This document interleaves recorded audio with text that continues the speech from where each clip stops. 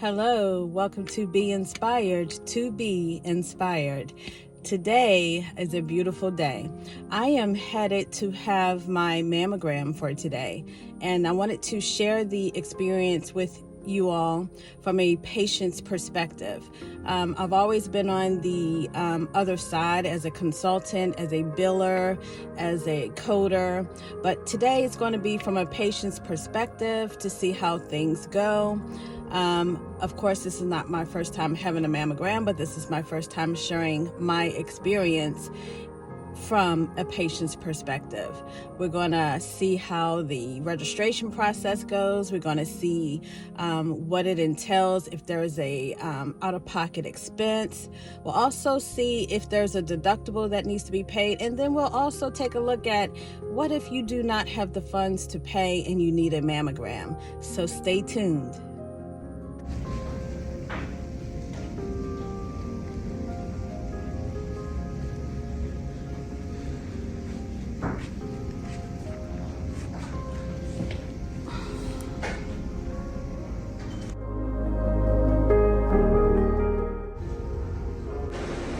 So everyone, this is what it looks like inside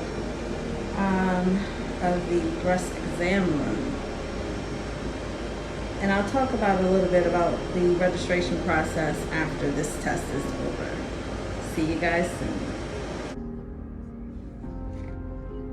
So yes, again, everyone, as I said, make sure that when you have your mammogram that you're going to a facility that will be able to read the results right then and there. This go around for this year, when I went, it was done really quickly, but I wasn't able to get my results, and those results won't be sent to me for a day or two. Today is, Tuesday, so I probably won't get it. No, today's Monday. I'm sorry. So I probably will not get my results until maybe Wednesday. But, that's just a tip. So I wanted to talk a little bit about the process.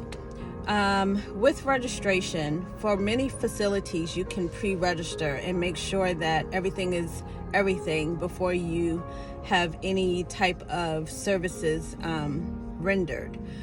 Sometimes, even though you pre-register, you may have to sign additional forms and paperwork once you get there. So pack your patience, and it's all for a good cause anyway.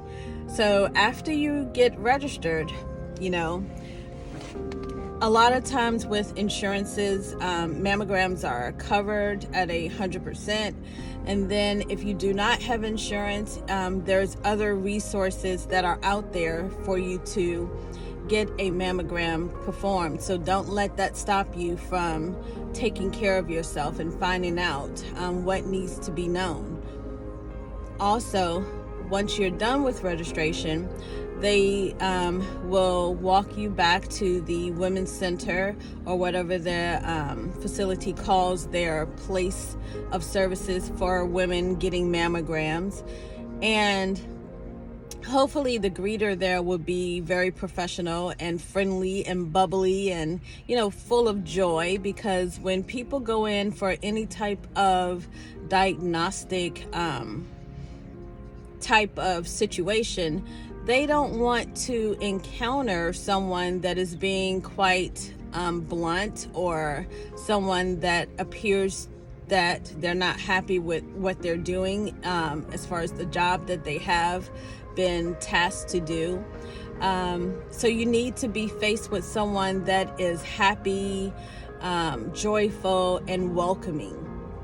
So after you greet with that person, or that person greets you, then someone is going to call you. Someone's going to come from the back. The person that's actually going to be doing your mammogram is going to call your name and call you back, and you're going to be tasked to, remove all of the top part of your clothing and put on a robe, and they're going to tell you, hey, pull out the right arm, pull out the left arm, and then all the fun begins.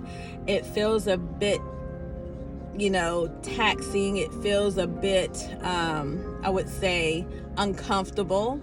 but the uncomfort doesn't last for long.